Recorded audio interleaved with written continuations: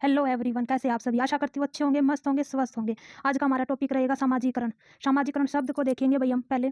समाजीकरण सामाजिक कौशल प्राप्त करने के तरीके या मूल्यों और परंपराओं को आत्मसात करने के लिए अधिगम की प्रक्रिया को संदर्भित करता है।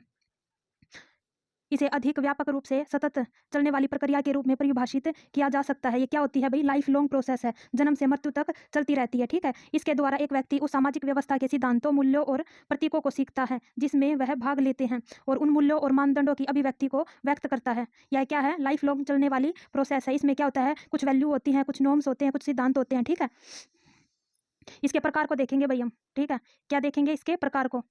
यह सतत चलने वाली प्रक्रिया है। क्या है? सतत चलने वाली प्रक्रिया। यह जीवन पर्यंत चलती रहती है। एक व्यक्ति की भूमिकाएं उनके सामाजिक स्वभाव की अभिव्यक्ति करती हैं। समाजीकरण एक अधिगम की प्रक्रिया ही नहीं बल्कि एक शिक्षार्थी के कई पहलुओं को शामिल करना चाहिए। शिक्षार्थी सामाजिक मूल्यों को सामाजिक संस्कृतियों, समाज समूहों आदि में प्रत्यक्ष रूप से शामिल करके बहुत कुछ सीखते हैं। समाज में भागीदारी चाहे औपचारिक रूप से हो या अनौपचारिक रूप से, या सामाजिक मानदंडों को प्राप्त करने में मदद करती है। यह प्रक्रिया औपचारिक संस्थाओं के माध्यम से सीखने की तुलना में बहुत ही उत्तम है। क्या है? यह सतत चलने वाली प्रक्रिया है और लाइफ लॉन्ग चलती रहती है। इससे क्या होता है? हमारे स्वभाव में परिवर्तन आता है, हम बहुत सारी चीज़ों को सीखते हैं, लाइफ लॉन्ग सीखते हैं। ठीक है, समाजीकरण के सिद्धांत।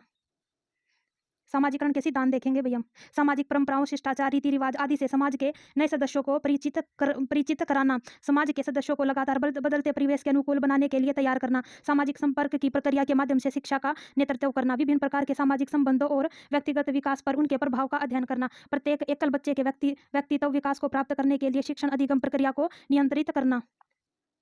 अब क्या देखेंगे भैया? समाजीकरण के प्रकार देखेंगे भैया।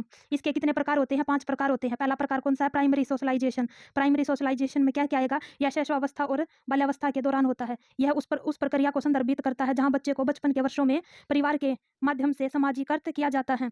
यह रेखांकित करता है कि प्राथमिक समाजीकरण की प्रक्रिया में प्रमुख माध्यम क्या है? परिवार। क्या भाई? इसमें क्या है? परिवार को ध्यान में रखेंगे भाई। इसमें अगर एग्जाम में आ जाए कि प्राइमरी सोशलाइजेशन क्या है? परिवार है भाई। इसमें उदाहरण के लिए परिवार में बहुत छोटे बच्चे को अपनी संस्कृति का बहुत कम ज्ञान होता है। परिवार के माध्यम से ही एक बच्चे को पता चलता है कि किसी विशिष्ट समाज में क्या स्वीकार्य है और क्या नहीं। सेकेंडरी सोशलाइजेशन, इसमें क्या होता है? यह तब होता है जब बच्चे बाल्यावस्था के चरण में गुजरता है। क्या होता है? बच्चा बाल्यावस्था के चरण में गुजरता है और परिपक्वता में जाता है। यह उस प्रक्रिया को संदर्भित करता है जो बाद के वर्षों में पड़ोस, विद्यालय और सहकर्मी समूहों जैसे माध्यम से शुरू होता है। कहाँ से शुरू होता है भाई? ये पड़ोस से, विद्यालय से, सहकर्मी समूहों से। ये पूछ ले कि सेकेंडरी सोशलाइजेशन में कौन कौन से घटक आएंगे? पड़ोस आएगा, विद्यालय आएगा, सहकर्मी समूह आएगा। ठीक है,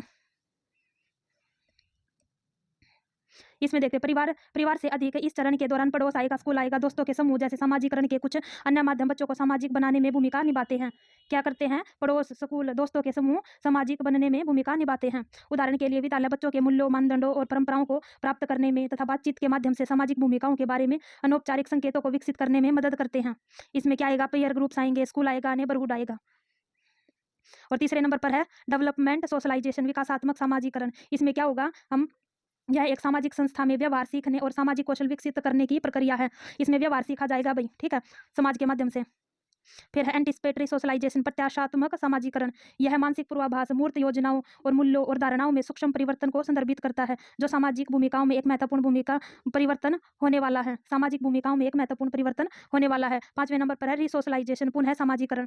यह पूर्व व्यवहार स्वरूप को त्यागने और एक नए जीवन में परिवर्तन के भाग के रूप में नए लोगों को स्वीकार करने की प्रक्रिया को संदर्भित करता है। यह परे मानव जीवन में होता है। इसमें क्या होता है भाई? रिसोशलाइजेशन में जब भी कोई चोर है, चोरी करके वहाँ लॉकअप में भेज दिया जाता है और वह वहाँ से छुट कर आता है तो वह समाज का पुनः हिस्सा बनने के लिए अपने कुछ व्यवहार में परिवर्तन करता है और वहाँ के मेंबर उसको एक्सेप्ट कर लेते हैं। वो क्या कहलाता है? उसका रिसोशलाइजेशन। उन्होंने दोबारा उस चीज़ को क्या कर लिया? समाजीकरण, उसका व्यवहार में परिवर्तन कर लिया। ठीक है भाई, यहाँ पर हमारी क्लास समाप्त होती है।